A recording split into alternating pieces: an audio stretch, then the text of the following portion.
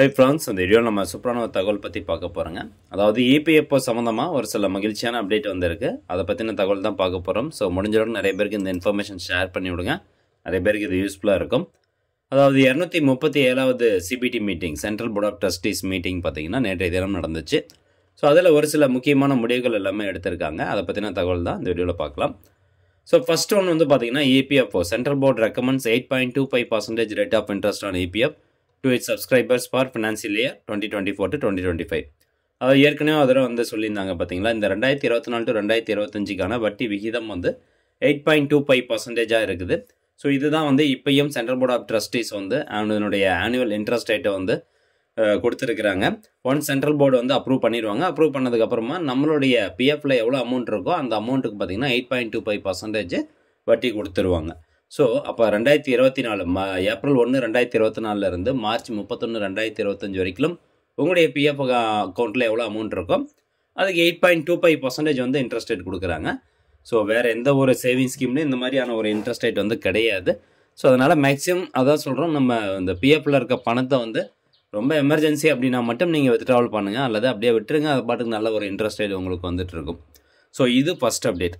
ரெண்டாவது முக்கியமாக வந்து இது எல்லாருமே தெரிஞ்சுக்கணும். இதை பற்றி ஒரு அவேர்னஸ் வந்து ரொம்ப ரொம்ப கம்மியாக இருக்குது. அதனால் இதை நான் டீட்டெயில்டாக சொல்கிறேன். EDLI ஸ்கீம் அப்படிங்கிறது ஒன்று இருக்குது EPFOவில், employees deposit linked insurance scheme அப்படிங்கிறது ஒன்று இருக்குது.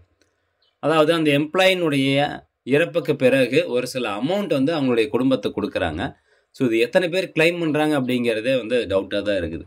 ஸோ ஃபஸ்ட் ஒன்று என்ன கொண்டு வந்திருக்காங்க புது ரூல்ஸ் இந்த EDLI ஸ்கீமில் அப்படின்னா, EDLI ஸ்கீம் பற்றின பேசிக் டீட்டெயில்ஸ் உங்களுக்கு தெரியணும் அப்படின்னா நான் ஏற்கனவே நம்ம சேனலில் வீடியோ போட்டிருக்கேன். அந்த வீடியோக்கான லிங்க் டிஸ்கிரிப்ஷனில் இருக்குது, தேவைப்படுறவங்க கிளிக் பண்ணி பார்த்துக்கலாம். ஸோ ஃபர்ஸ்ட் ஒன் பார்த்தீங்கன்னா minimum benefit introduced for death within 1 year of service அப்படின்னு சொல்லியிருக்காங்க. அதாவது minimum life insurance benefit of ₹50,000 will be provided in cases where an EPF member dies without completing 1 year of continuous service. So இதுக்கு முன்னாடி வந்து பார்த்தீங்கன்னா 1 வருஷம் சர்வீஸில் இருக்கணும். எதனா ஒரு கம்பெனியில் ஜாயின் பண்ணி அந்த எம்ப்ளாயி 1 வருஷம் சர்வீஸ் கம்ப்ளீட் பண்ணியிருந்தால் மட்டும்தான் அந்த மினிமம் EDLI ஸ்கீம்லேருந்து வரக்கூடிய அமௌண்ட் வந்து அந்த எம்ப்ளாயினுடைய ஃபேமிலிஸ்க்கு வந்து கிடைக்கும். பட் இப்போ பார்த்தீங்கன்னா 1 வருஷம் கம்ப்ளீட் ஆகலைனாலும் மினிமம் வந்து ₹50,000 கொடுக்கணும் அப்படிங்கிற மாதிரி ஒரு புது ரூல்ஸ் வந்து கொண்டு வந்திருக்கிறாங்க. ஸோ இதனால் ஆவரேஜாக ஒரு வருஷத்துக்கு 5000 கேசஸ் ஆஃப் டெத்துக்கு வந்து சர்வீசஸில் வந்து இறந்துடுறாங்க. 1 வருஷம் கம்மியாக இருக்கும்போது இறந்துடுறாங்க. ஸோ அவங்களுடைய ஃபேமிலிக்கெலாம் அது வந்து பெனிஃபிட்டாக இருக்கும் அப்படின்னு சொல்கிறாங்க.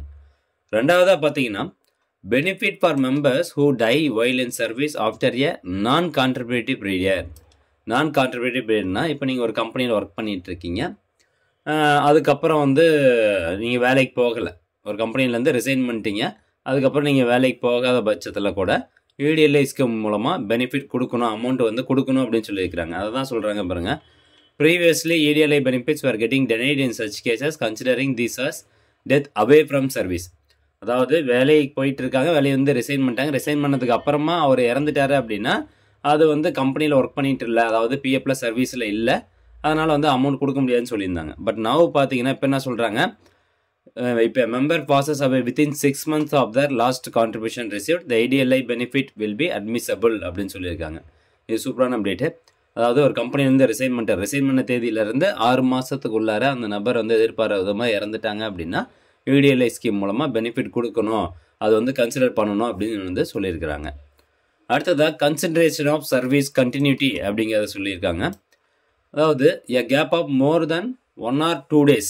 இப்போது இது கன்சிடரேஷன் ஆஃப் சர்வீஸ் கண்டினியூட்டி வந்து எப்படி சொல்கிறாங்கன்னா, இப்போது இந்த EDLI ஸ்கீம் கால்குலேட் பண்ணுறதுக்கு எத்தனை வருஷம் நீங்கள் வந்து சர்வீஸில் இருந்தீங்க அப்படிங்கிறது வந்து எடுப்பாங்க. ஸோ குறைந்தபட்சம் பார்த்தீங்கன்னா ₹2.5 லட்சம் அமௌண்ட் கொடுக்கணும், அதிகபட்சம் ₹7 லட்சம் அமௌண்ட் வந்து கொடுக்கணும்.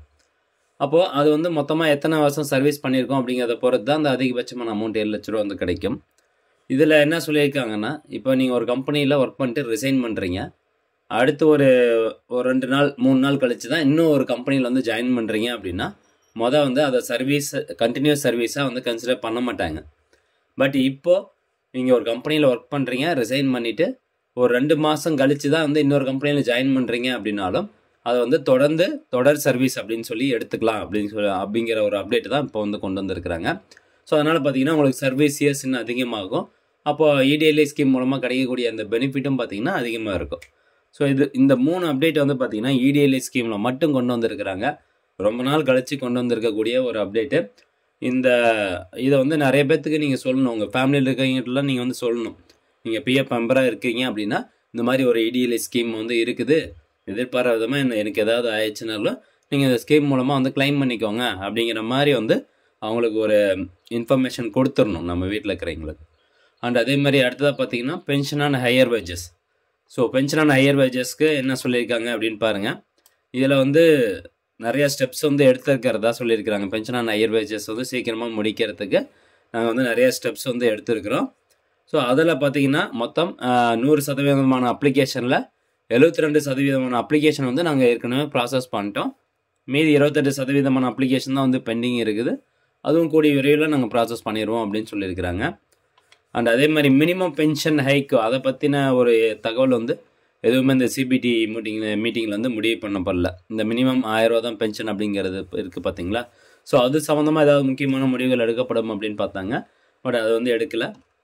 அது சம்மந்தமாக இந்த ப்ரெஸ் ரிலீஸில் எந்த ஒரு இன்ஃபர்மேஷனும் கிடையாது. ஸோ ஃப்ரெண்ட்ஸ், இவ்வளோதான் இன்ஃபர்மேஷன். கண்டிப்பாக இந்த இன்ஃபர்மேஷன் உங்களுக்கு பயனுள்ளதாக இருக்கும் அப்படின்னு நினைக்கிறேன். மீண்டும் அடுத்த ஒரு நல்ல பதிவில் சந்திக்கலாம். நன்றி, வணக்கம்.